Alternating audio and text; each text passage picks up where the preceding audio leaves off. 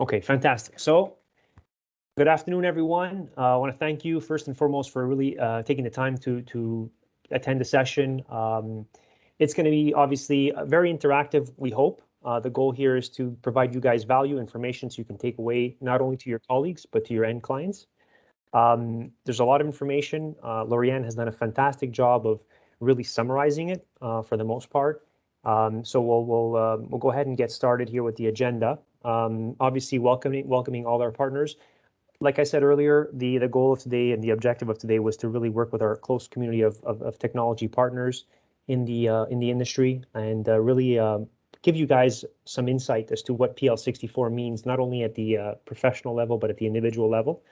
I'll give you guys a quick introduction to AIT. I promise not to spend more than 2 minutes doing that. Then I'll pass the microphone to my colleague, Laurianne Boutin. I have the honor and privilege of working alongside a data privacy specialist on a day-to-day basis.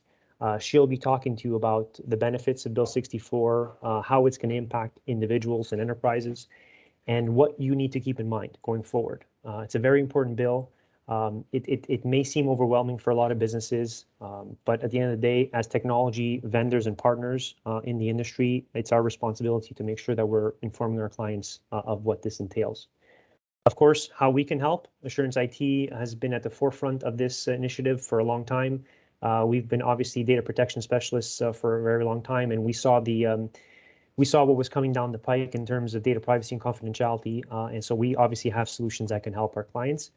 And we have a question and answer period. We've assigned probably 15-20 minutes of Q&A at the end. So we're hoping that there's some interesting questions in there for everyone. And I want to say at the forefront, there may be some questions that we may not be able to answer.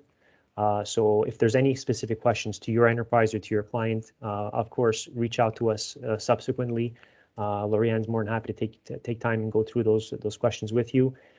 We have a moderator who's working the chat room right now. So Ernesto's here. He's going to be in the chat room moderating as we go through.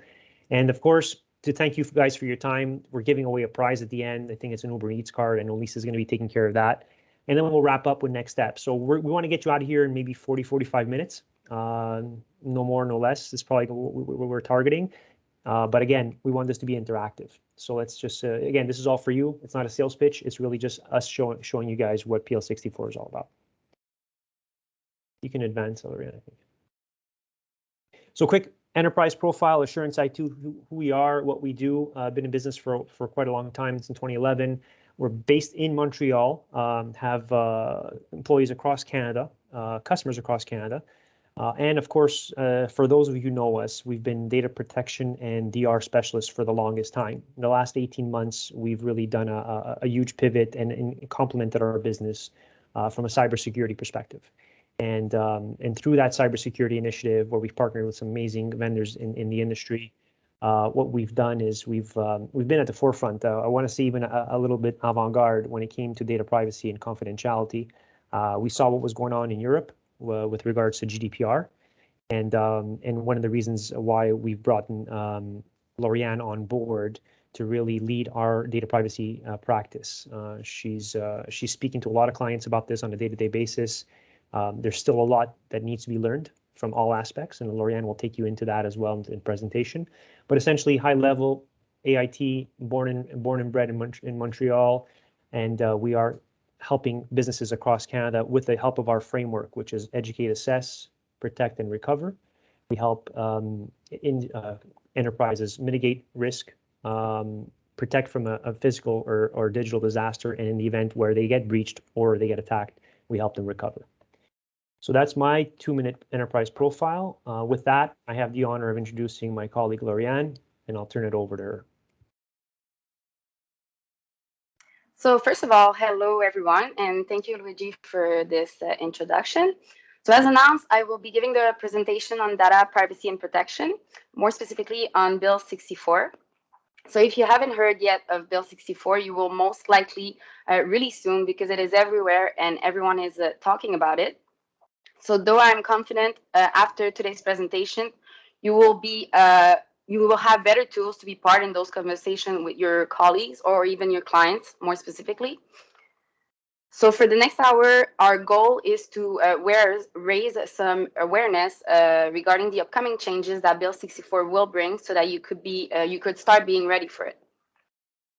So as you've seen in the invitation, the focus will be on the 5 key aspects that we sent you, which are the key changes brought by Bill 64 on Quebec's privacy landscape, the important deadlines regarding the implementation of Bill 64's provisions, the appointment of a data protection officer in every organization and their extended role, the implementation of compliance measures, and finally, the issues and concerns related to Bill 64. So I thought before we dive in that it would be nice to quickly give you a little history of privacy laws in Quebec and how the notion of data privacy started and the progress throughout the years. So it really started in 1975 with the Quebec Charter of Human Rights and Freedoms, confirming the fundamental right of privacy, and thus stipulating in Article 5 that everyone has the right to respect for his private life. The concept was therefore developed in the Civil Code of Quebec.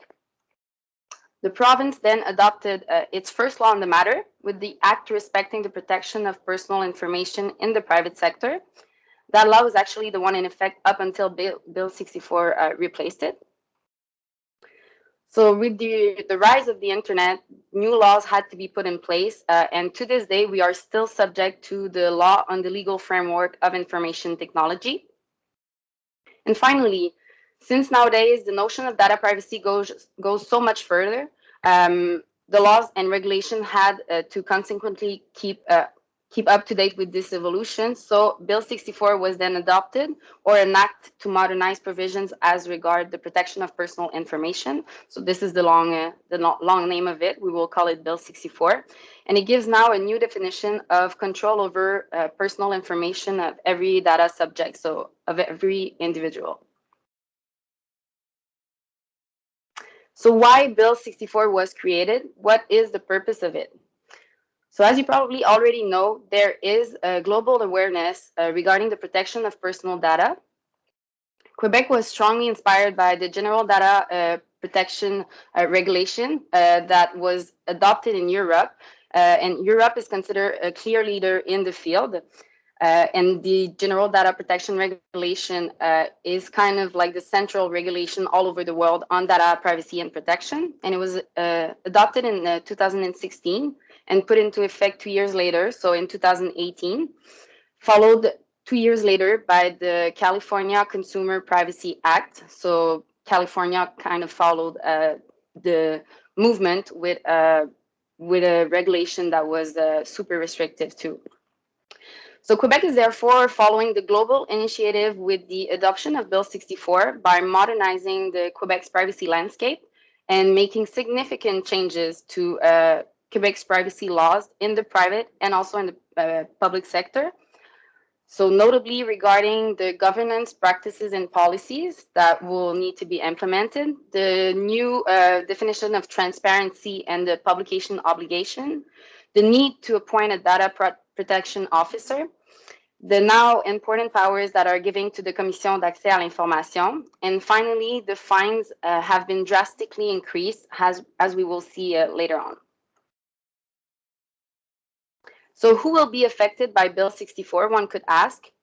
So do you have an establishment, activities, place of business, employees in Quebec? If you answer yes to that question, then you are subject to Bill 64. Same as if you collect personal information in Quebec, or if you store personal information in Quebec. For all of those, you will for sure be subject to Bill 64. If you answer no to all of those questions, though, then that means you are most likely subject to PIPEDA, which is the law that has jurisdiction in Canada if a provincial law doesn't take precedence. So essentially, it applies to all companies or individuals with a digital presence in Quebec that collect, use, or disclose any personal information. Just so you know, it's important to note that what is a personal information? It's anything from a name, home, or any other addresses, email address, telephone number, social security number, the passport number, driver's license number, bank account number. So you get what it is.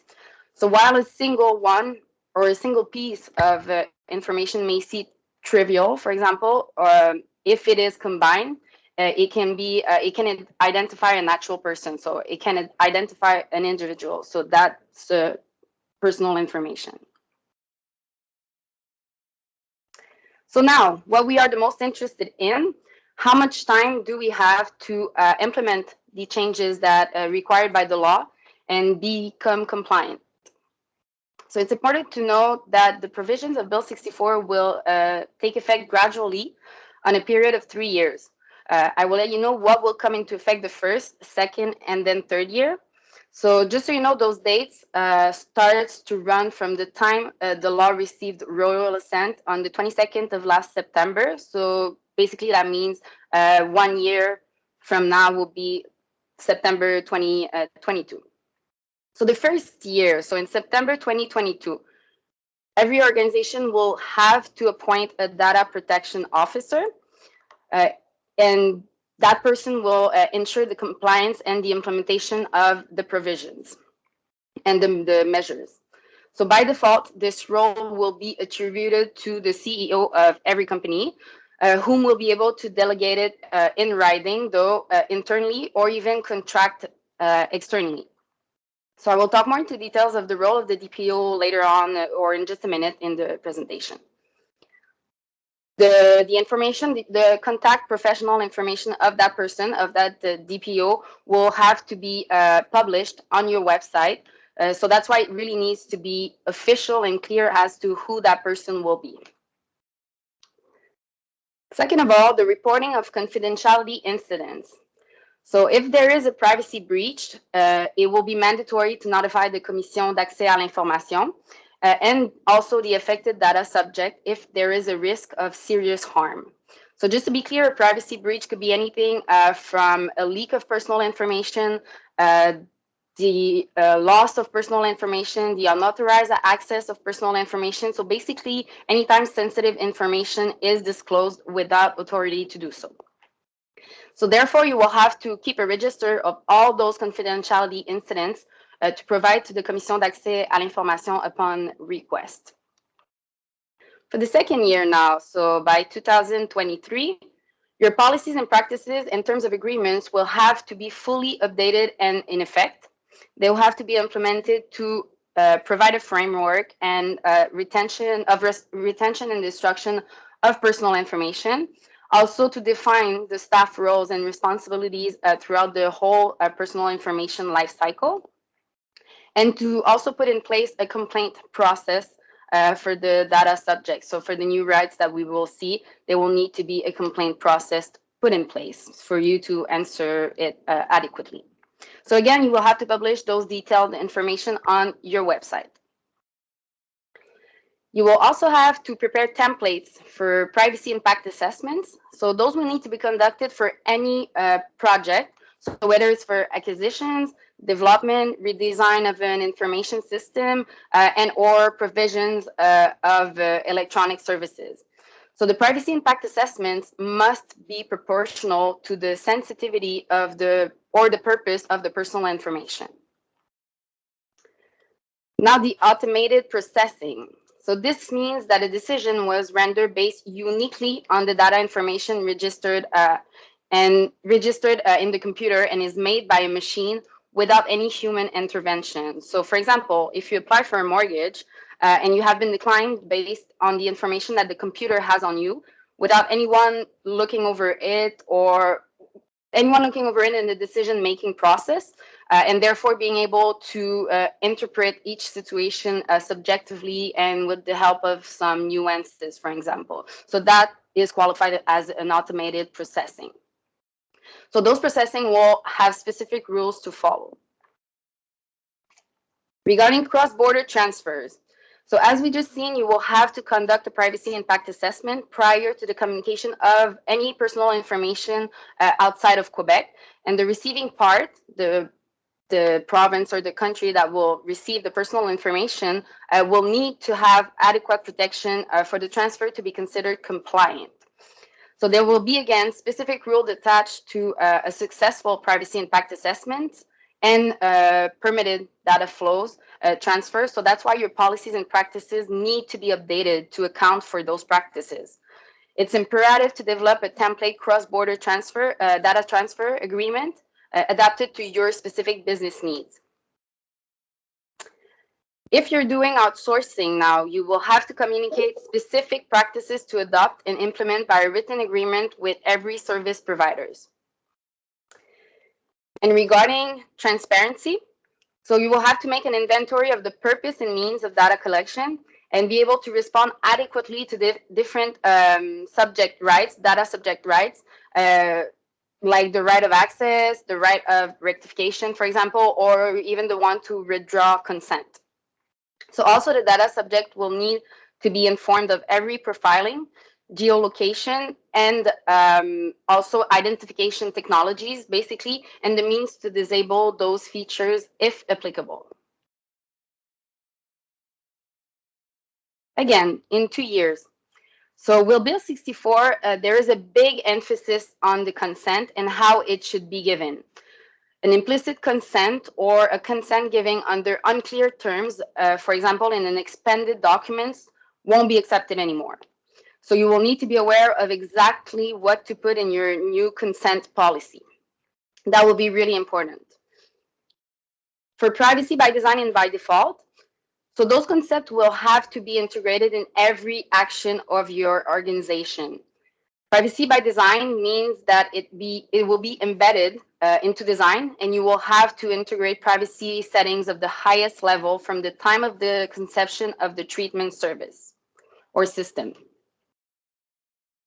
Privacy at the default setting means that the data user doesn't have to do anything, and he or this person knows that his personal information is treated with the highest privacy level settings throughout the whole cycle of its use and circulation. So basically, a privacy standard means that you take security measures that are necessary and that are reasonable, given the sensitivity of the information, the purposes for which it is to be used, the quantity and distribution of that information, and also the medium on which it is to be stored. So that whole requirement, though, doesn't apply to cookies. So the cookies are not your responsibility, and that doesn't apply to those. So you will also have to destroy any personal information when the initial purpose is achieved.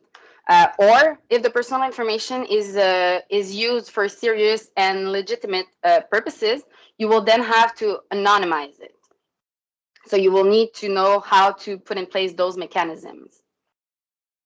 For the de-indexation right now, you will have to you must cease dissemination of personal information and de-index every hyperlink attached to any name if it contravenes the law or a court order. Finally, the third year, so by 2024, the data portability right. So that basically means that the data subject has a right to request disclosure of his personal information in a structured and commonly used format. So your organization will have to be able to do that, to respond to that specific right. So as you can imagine, this one will be really, really hard and heavy and complex to implement. So which is why the government gives organizations 3 years to start implementing it. So now the role of the data protection officer. The mission of the DPO is to inform, advise, and ensure that adequate internal controls are in place, more specifically regarding the compliance with data privacy laws. So I found that this illustration kind of showed perfectly the extent of the task attached to the role of the data protection officer and how overwhelming it could be, or how overwhelmed that person could end up being if they are not well prepared to take in charge of all of those responsibilities, which will mainly be to, first of all, ensure and establish or ensure the establishment of policies and practices for corporate governance and personal information protection. to certify that a data mapping has been done, so how the personal information is treated or will be treated throughout the whole life cycle.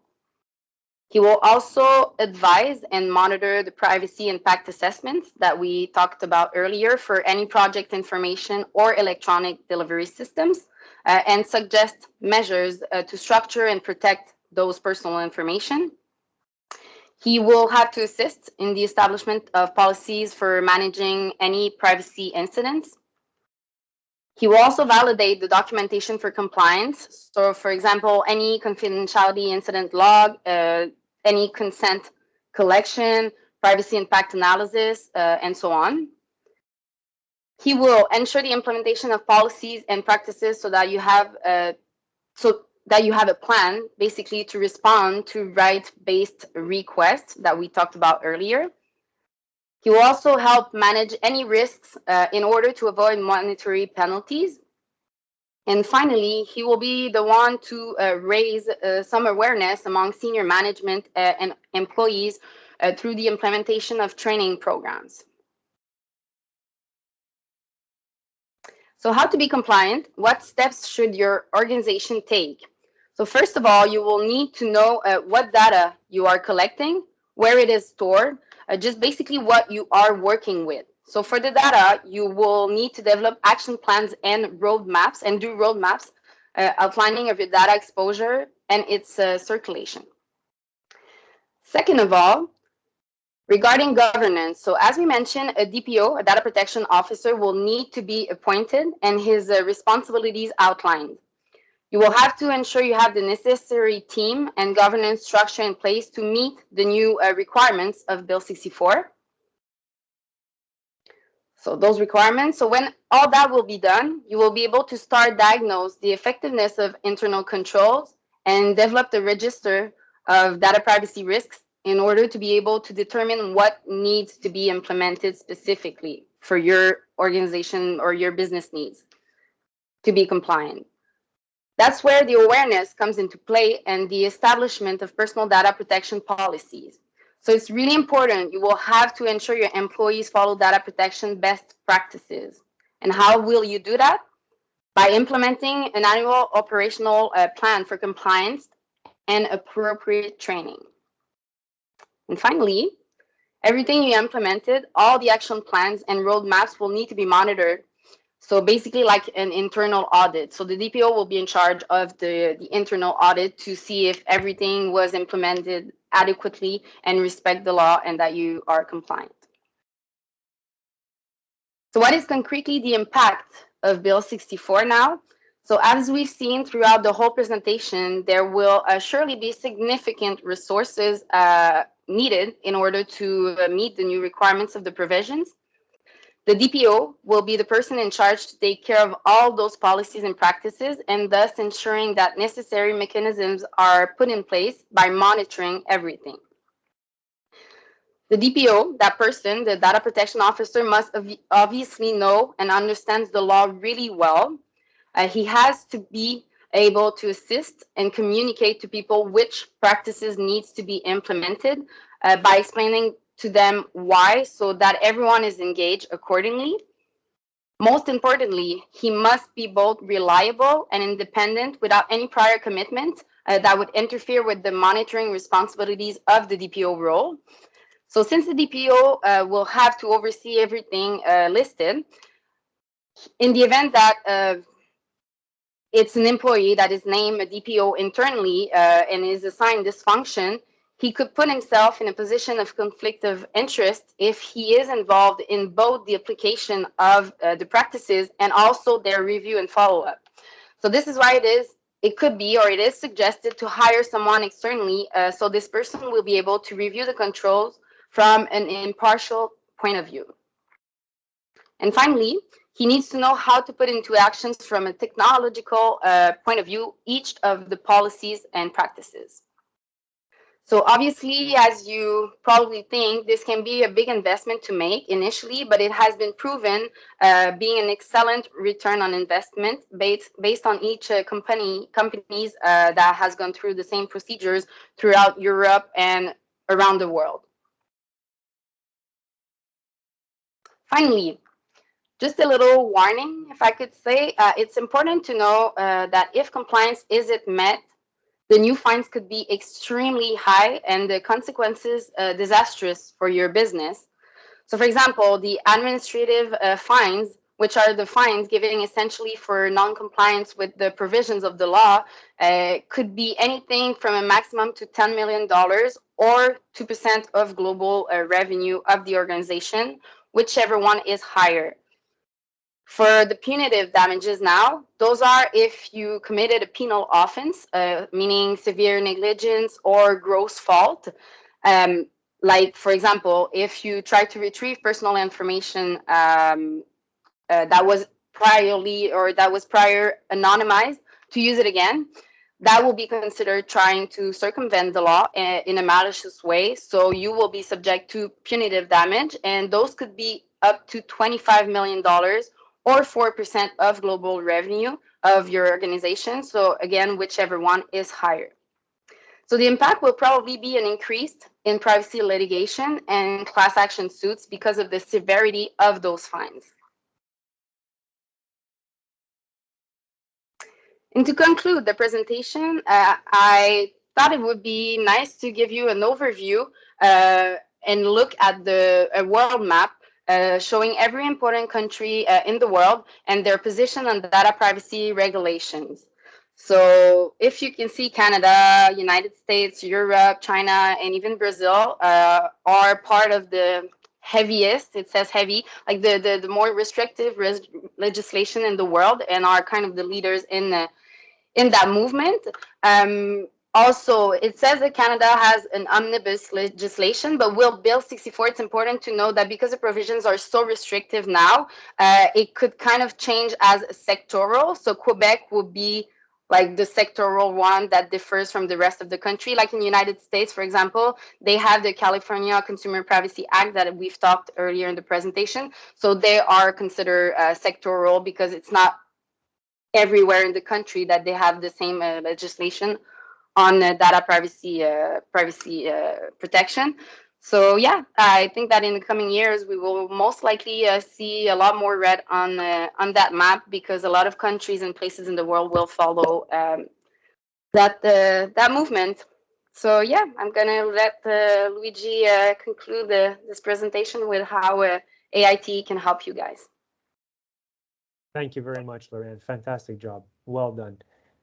Yeah, so I mean, again, that's a lot of information all at once. The goal here, folks on the phone or in teleconference, is really to just kind of get you a little bit aware of what PL64 is. It's no secret that Laurianne knows her stuff and she's an expert in the field. So job well done. You definitely deserve that glass of water. Thank you. Oh my God, I didn't know that. I thought people were seeing only you and not me. Thanks. Thank you. I appreciate it. No problem. So at the end of the day, obviously, data privacy confidentiality is top of mind, and it will be top of mind for the next couple of years, obviously, as we see. Again, going back to my earlier statement, is how do us as technologists, fill this gap, right? So Assurance IT in 2022 will be offering some solutions to go ahead and help organizations. So we're going to start obviously with training. Training is going to be really the obvious one. So that's going to be something that really early in 22 we will offer as an organization. The data protection services, of course, as Laurianne mentioned, something that probably not going to be required for the immediate future, but that's going to be coming. So the data protection service will be offered as well. So we're going to help you, guide through the development of your policies. We're going to help you with PIAs, privacy impact assessments, and establishing a framework for risk within your organization, anything relative to data privacy and how you collect data and how you manage the data, frankly.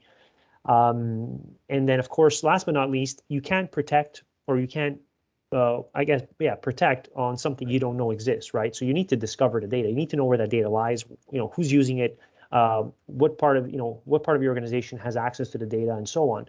So some of the biggest data breaches that we've seen happen is because organizations lose focus or lose basically visibility. Thank you, Ernesto. Visibility into the data that they own, right? So knowing what you own first can only help protect it later on. So again, these are three areas key areas that we're going to focus on in 2022 from a data privacy perspective. and something that you as our technology partners will obviously be part of.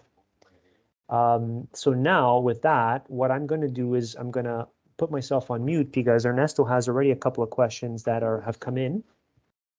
And we're going to go ahead and do some Q&A. I think we're good on time here. So we have 10, 15 minutes left. So let's go ahead and make this as beneficial as possible, folks, before we get to the wrap up.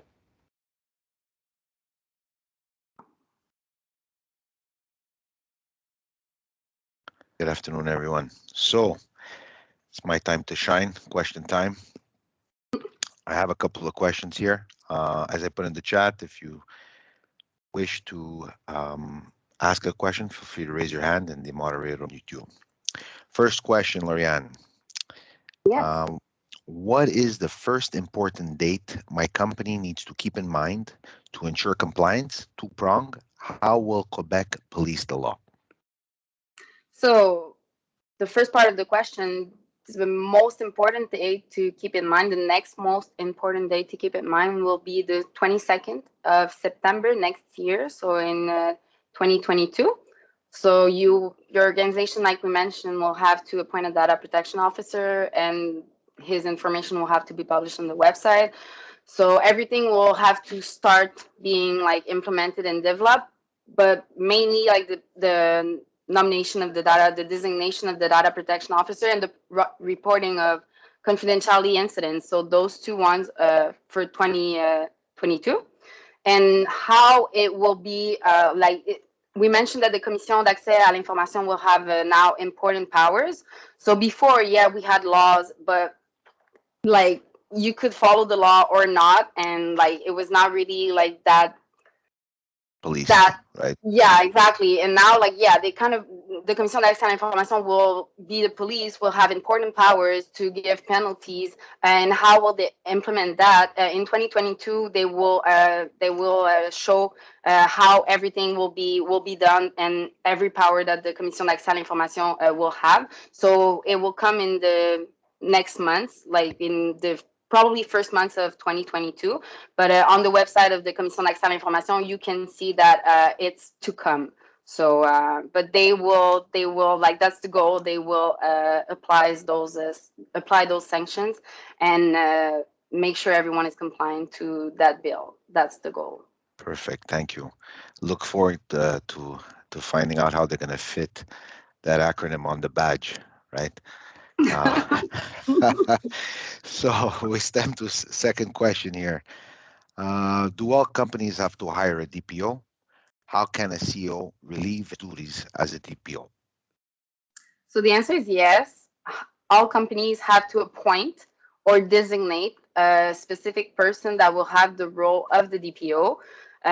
Like it will be delegated to, like, by default, this role will be to the CEO, but he will have, if he wants to delegate it, he will have to delegate it in writing in a specific contract piece of paper to anyone internally or contracted externally to any external DPO services, basically.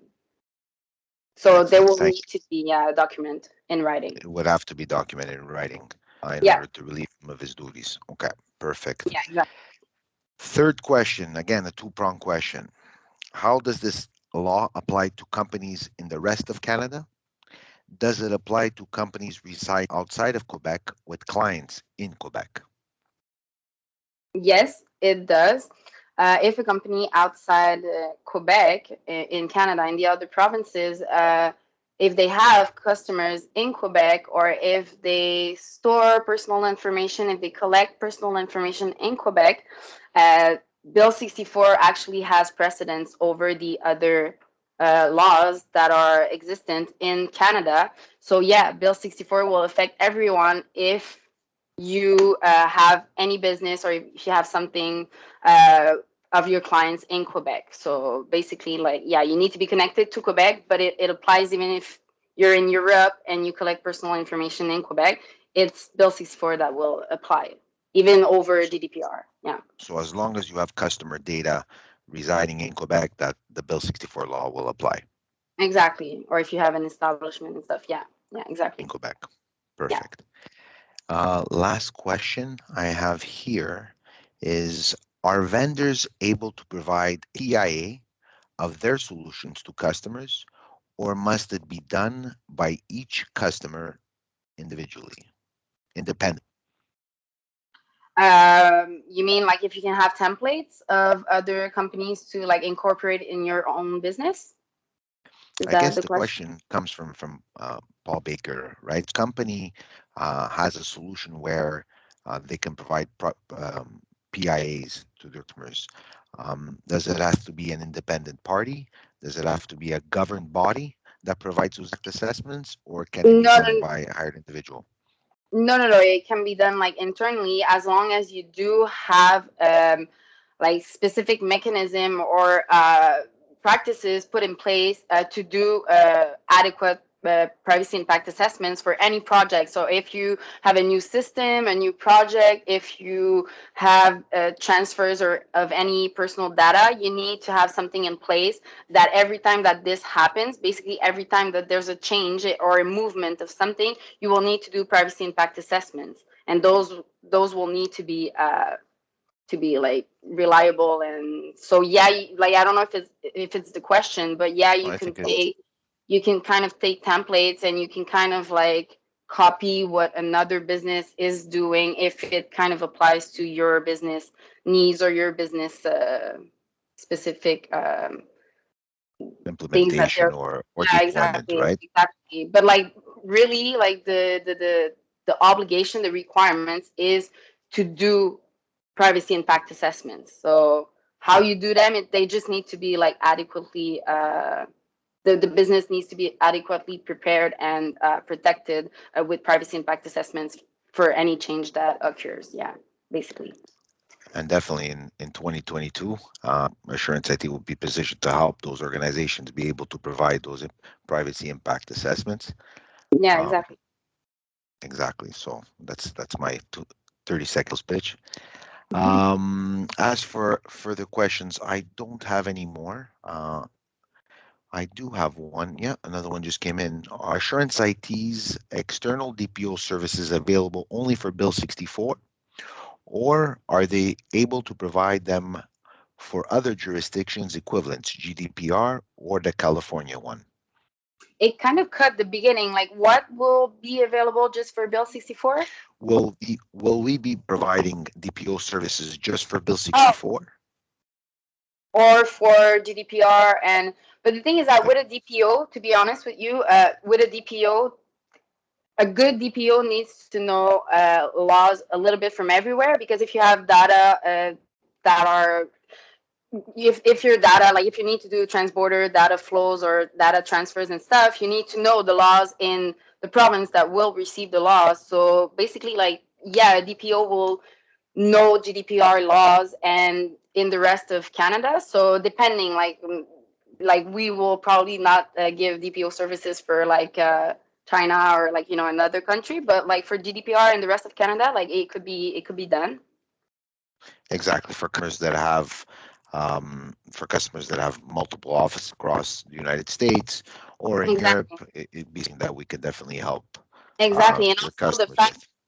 Yeah, and also the fact that Bill 64, the provisions are so restrictive that basically, like, the role of the DPO is to make sure that the right mechanisms, practices, policies are put in place and audit everything and monitor and see that everything's going well.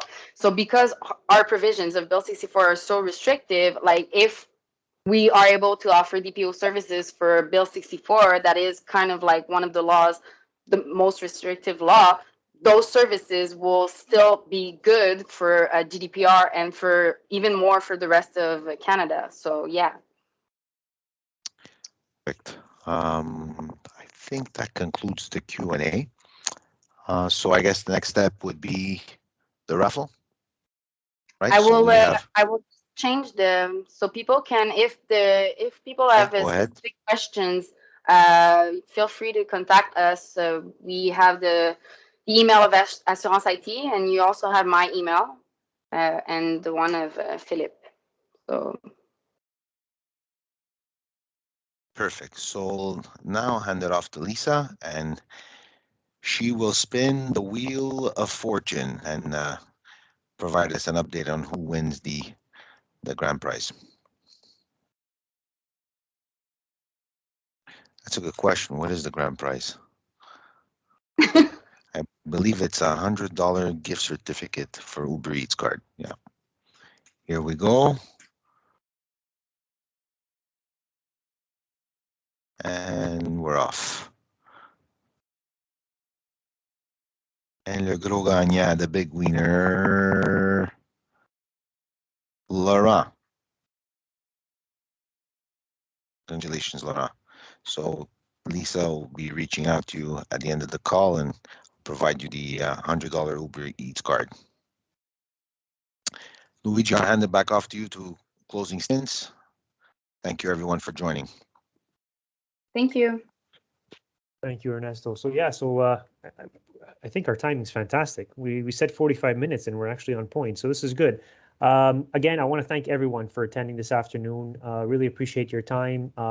Hopefully the objective was met, was to kind of just get you interested on what PL64 is, how it can impact you as an individual and obviously your clients and your company. Again, we will be having a subsequent session on Thursday, which is going to be in French for clients only. So if any of you think that some of your clients could benefit from this, please reach out to us. We'll share you the link. We already have a pretty packed house for that one. Thank you for attending, Paul.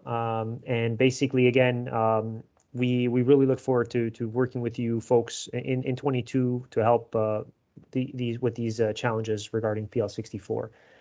So with that, I think we're going to sign off here. Again, thank you to everyone. I want to wish everyone a great day, a great week, and happy holidays to you and your family. Hopefully 22 is a bright and inspiring one for all. Thank you. Bye, guys. Bye-bye. Bye. Thank you.